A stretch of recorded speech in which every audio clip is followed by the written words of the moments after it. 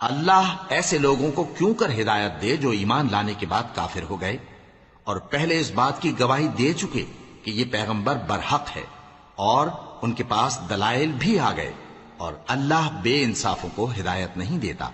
इन लोगों की सजा यह है कि इन पर अल्लाह की और फरिश्तों की और इंसानों की सबकी लानत है।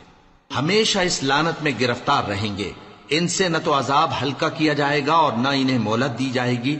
हाँ, जिन्होंने इसके बाद तौबा की और अपनी हालत दुरुस्त कर ली तो अल्लाह बख्शने वाला मेहरबान है।